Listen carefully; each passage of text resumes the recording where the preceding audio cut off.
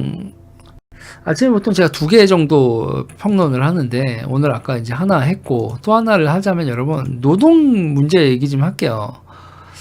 지금, 월요일에 뭐 노동계 쪽에 뭐 하나가 터질 겁니다. 뭐 하나가 이제 뉴스가 나올 거예요. 제가 이제 내용을 이제 말씀을 드릴 수는 없고, 뭐 이제 건설노조 쪽에서 뭐 뉴스가 하나 나올 텐데, 그러니까 여러분 쉽게 생각하면은 디테일한 내용은 아직 말씀드릴 수 없는데 그냥 타락한 노조가 타락한 아주 끝판왕을 보게 되실 겁니다, 여러분.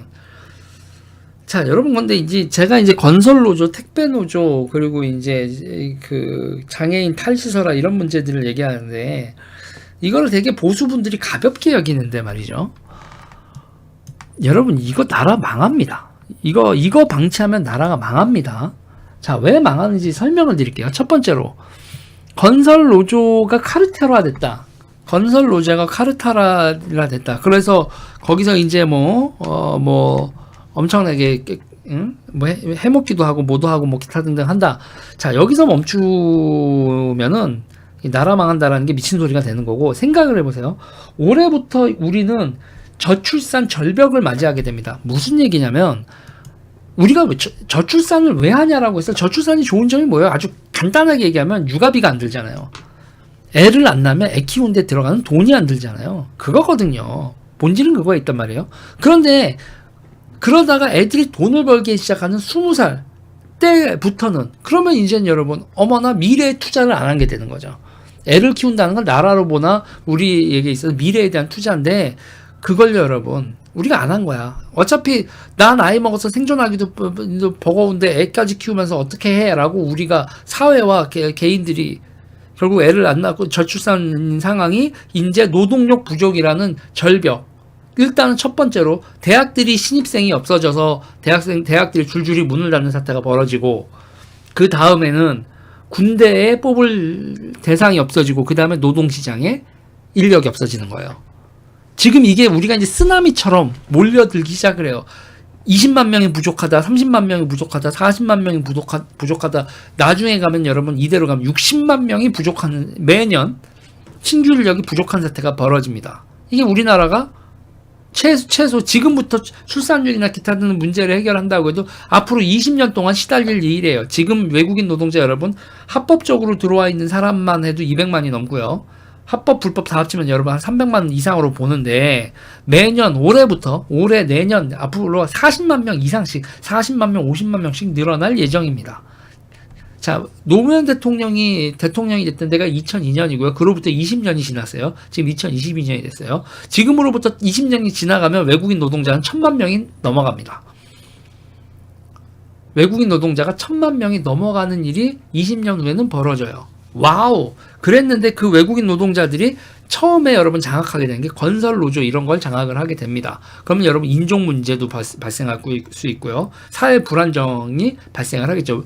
프랑스, 뭐 독일, 뭐 영국 이런 데서 보이는 뭐 무슬림과 뭐 원주민들 사이의 갈등, 뭐 시민들 사이의 뭐 갈등 이런 게요. 우리나라에서도 이제 벌어질 예정이라는 거예요. 그게 저출산의 결과입니다. 노동력 부족의 결과죠. 자, 그러면서 여러분 건설 노조 같은 경우 보면 지금은 한국 사람들 노조지만 건설 노조는 딱 20년이 지나가면 외국인 노동자들의 노조가 될 예정입니다. 건설 노조는 외국인 노동자들의 노조가 될 예정인데 그들이 카르텔화 돼 있다. 그리고 그 카르텔화 되는 안내자가 대한민국에 있죠. 건설 노조 지금요 여러분 경기 동부가 장악했습니다. 그쪽 사람들 활동가들 쫙 깔려 있고요. 어떻게 되겠어요? 그 사람들이 대한민국 좌파, 특히 이 혁명 세력이 외국인들을 이렇게 끌어들이고 있는 거예요. 이 사람들이 자기네들이 장악한 거에서 한국인 노동자가 없으면 외국인을 끌어들이면서 그걸 조직화하면서 여러분 이들이 힘을 길러나는 거죠. 그리고 우리나라에서 법이 여러분 정말 이상한 법이 있어요. 영주권자한테 여러분 외국인 영주권자한테 뭐를 줬죠? 선거권을 줬잖아요. 지방정부 선거권을 줬고요. 지금 우리나라 정치가 여러분 점점 중앙에서 지방으로 이전을 하고 있고 돈도 예산도 여러분 중앙보다 이제 지방이 더 쓰는 구조로 여러분 점점 정치가 이동을 하고 있죠. 그런데 1,000만 명이 외국인 노동자. 그런데 그 외국인 노동자도 잘 생각해야 될 게 있어요. 골고루 들어오면 모르겠는데 조직화가 되어 있고, 그리고 중국계가 압도적이다라고 하는 상황. 그러니까 이 건설 노조는 이대로 20년이 지나가면 경기동부와 중국이 클로스돼서 우리의 인테리어, 건설, 기타 등등을 장악을 하게 된다는 겁니다. 이게 여러분 음모론이래. 이게 여러분 제가 얘기하는 게 벌어질 예정이 돼 있는 거를 설마, 그럼 설마라고 하는데 이게 왜 설마야? 젊은 사람 중에 건설 노동자가 여러분 신규 진입하는 젊은 사람이 많아, 외국인 노동자들이 많아요. 외국인 노동자들이 압도적으로 건설 노동자 시장에 들어오죠. 거기 지금 경기동부가 장악했어, 장악했죠. 걔네들이 중국이랑 손 잡아 안 잡아? 잡죠. 이러고 20년 가면 어떤 일이 벌어지겠어요?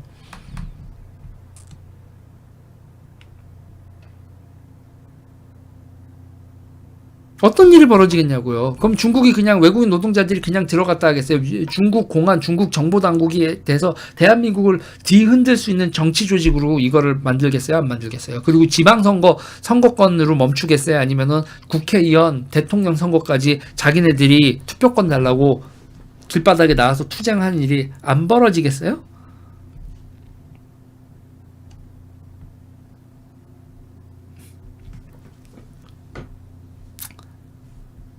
그리고 여러분 노조가 그냥 깡패가 되고 있다고요. 지금 월요일날 뭔가가 나올 텐데 그냥 여러분 그냥 노조가 이권에 깡패 조직화돼 있고 카르텔 조직화돼 있다라는 내용이 나올 겁니다. 내용이 안 나오면 제가 근데 이거는 제가 얘기했다가 그냥 저는 칼 맞아요, 여러분. 진짜 깡패들이거든요.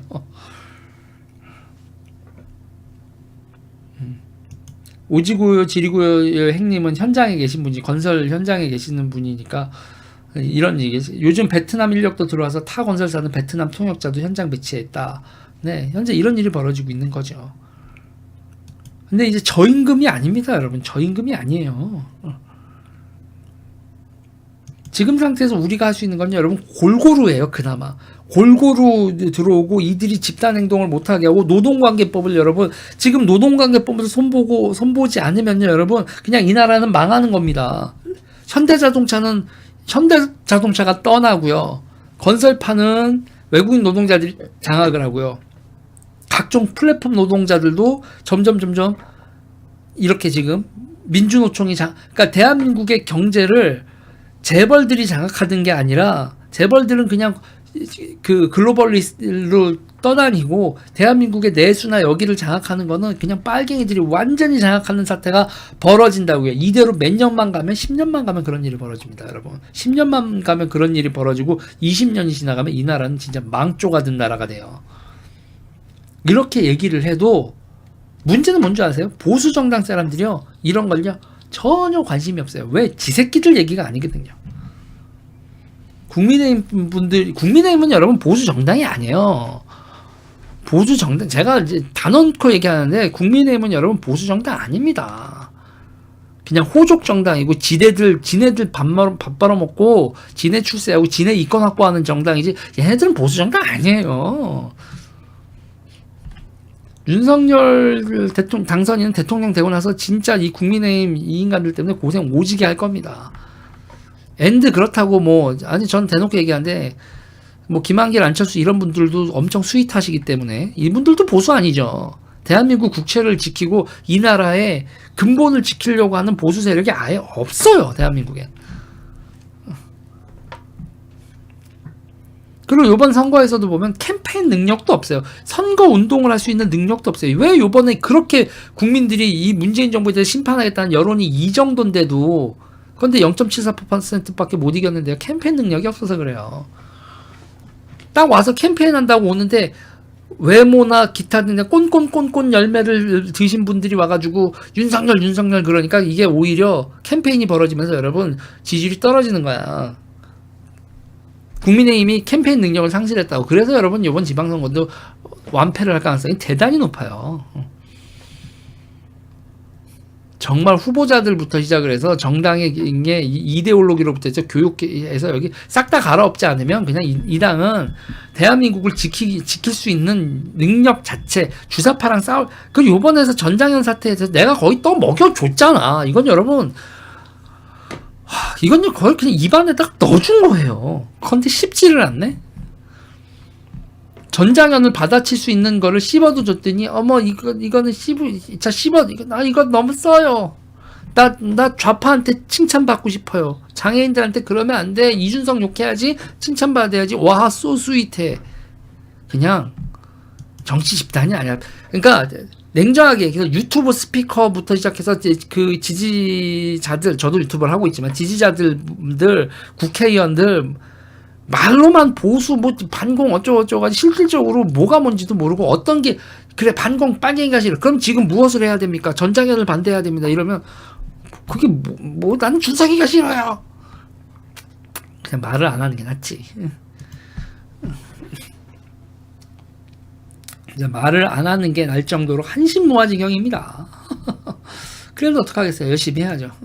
그래서 오죽하면 여러분 제가 저 정치 안 하겠다고 막 그러잖아요. 근데 이 인간들이 자꾸 이제 제가 무슨 얘기를 하면은 뭐 음모론자네 뭐 헛소리네 자꾸 이런 식으로 얘기를 하네. 거기다가 온갖 뿌락치들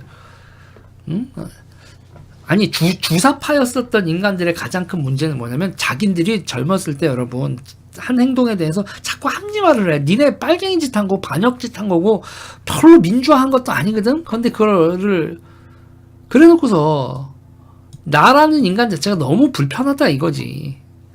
아, 꼴 보기 싫어. 전향한 인간들 별로 그렇게 전향했나? 막 이런 얘기까지 내가 해대니까. 그러면서 제가 뭐 주사파에 대해서 헛소리 한다는 이런 얘기는 칙칙하고 뭐가 주사파가 아니라는지. 아니, 우호대중은 주사파가 아니다. 와. 주사파 지도부가 이렇게 저렇게 움직이는데, 근데 주사파 지도부의 지령대로 움직이는 조직, 그 사람들은 주사파가 아니라고 해줘야 돼? 미친 소리 하지 마. 정신 나간 겁니다. 그냥 나라가 망하려고 환장을 한 거예요. 분별력도 없고, 아니, 모르는데요. 무슨 말을 하면 알아는 들어야 될 거 아니야. 요번에 전장현 사태도 그렇고, 요번에 이제 뭐 건설노조 일도 그렇고, 제가 이렇게 될 거다라고 예측했던 거 그대로 돌아가고 있거든요. 이 건설노조도. 어디 이제, 보수 정당이라고 하는 인간들이 어떻게 반응하는지 보겠습니다. 전장현하고 건설노조하고 이런 거 계속 이슈화 시키고 뭐하고 계속 물어다 주는데도 안 처먹으면 저는 제 결론은 간단해요. 이 새끼들은 보수 정당 아니다. 보겠습니다. 전기버스 때도 그리고 뭐 택배 노조 때도 거의 씹어서 저도 뱉더니 이번 전장현도 이준석 대표가 어쨌든 했지만 그 다음에 이것도 그 다음에 하는 거 보니까 다들 받지도 않던데 어디 건설노조는 어디 받는지 보고 이것까지 받지 않으면 저는 대한민국 보수는 머가리가 없다라고 그냥 판단을 내리겠습니다.